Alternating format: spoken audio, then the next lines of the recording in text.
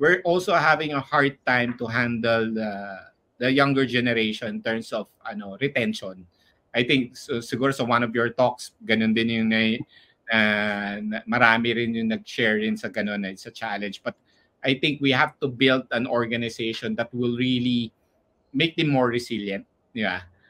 Iba na kasi yung generation ngayon, they want some sense of purpose. Ang mahirap lang ngayon kasi is that hindi sila magsasalita, di ba? Hindi sila magsasalita pag hindi happy, resign na, di ba? Talent is just a talent.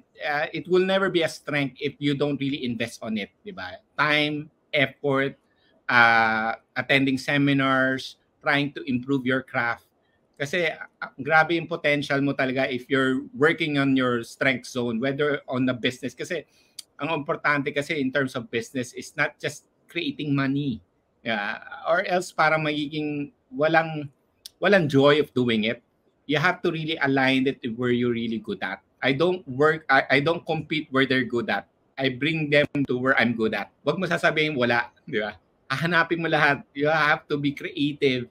You have to be industrious to be able to because in the end of the day, if you have a lot of connections, chances are you'll be able to bridge the gap and earn from that. Okay?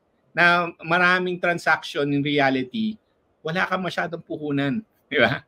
Relationship lang talaga. O sabi nila, laway lang puhunan mo. Connecting one requirement and delivering as, di ba, something na meron ka sa mga ibang kakilala mo, pagdidikitin mo lang. And that's it. Yeah.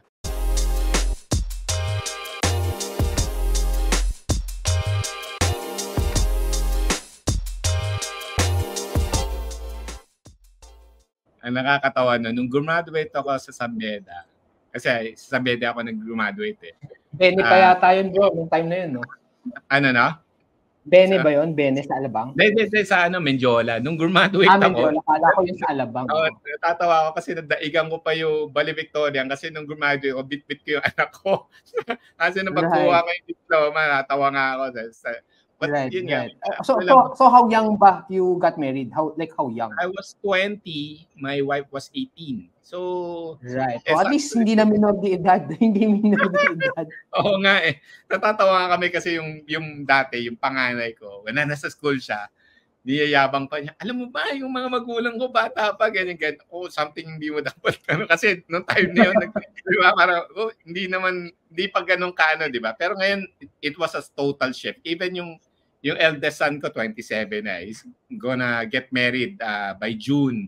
So, late na talaga ngayon, nagkakasal ng mga grabe. Tsaka, yung kids ngayon, I think, parang hindi na nagiging priority by a lot.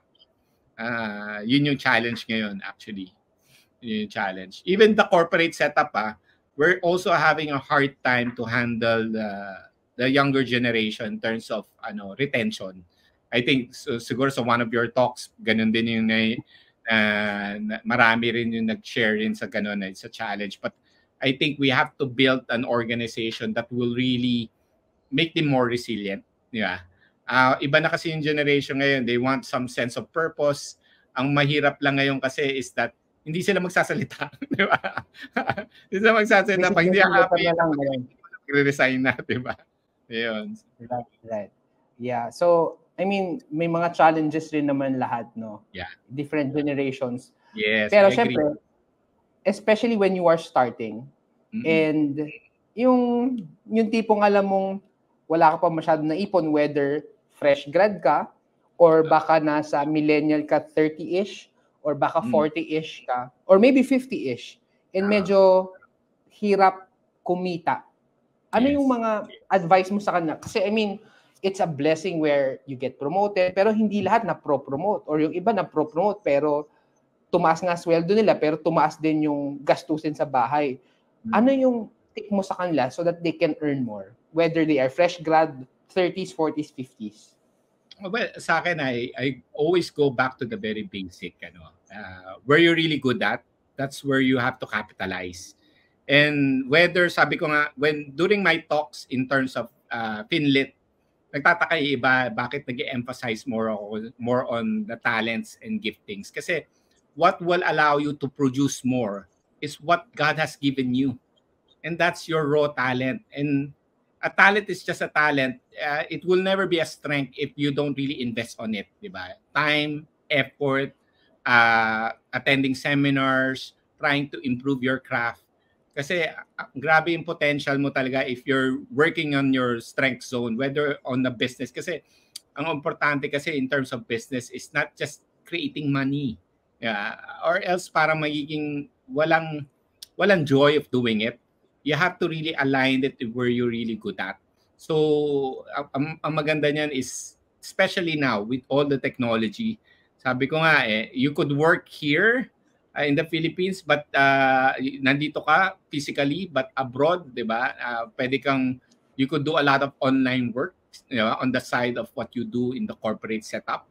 Diba? You could also create businesses now very easily compared before, because advertisement is so easy now through the social media platform. So medyo wide, maraming ngayon, it's really for me, in order for the business to thrive, it has to be purposeful.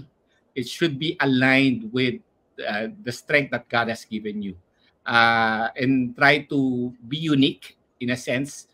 Kasi, of course, maraming mga negosyo out there, di ba? Halos pare-pareho di ba? But sabi ko, marami rin naman on the side while you're doing that, kasi minsan tanong, wala kasi pang investment. So, pasok ka muna sa marami naman ngayon na pwede. Real estate, pwede ka sa online, pwede ka work through online, different mga, whether a unique skill set that you have. Diba? Importante that kasi ako when I started, I really emphasized more on building more of my strength throughout the year. So if there's any competition, I don't compete where they're good at. I bring them to where I'm good at. Yun laging ginagawa ko. Tapos and with networking, with connecting with people throughout the years, it allowed me to create a lot of business, trades, transactions. So importante is that you're really open to be able to really connect with a lot of people. And chances are, sabi ko nga, there's always a gap. There's always a need. Dapat pag may nagtanong sa'yo na, oh, bro, may baka may ganito ka, wag mo sasabihin wala. Di ba? Hahanapin mo lahat. You have to be creative. You have to be industrious to be able to, because in the end of the day, if you have a lot of connections, chances are you'll be able to bridge the gap and earn from that. Okay? Now, maraming transaction in reality, wala kang masyadong puhunan. Di ba?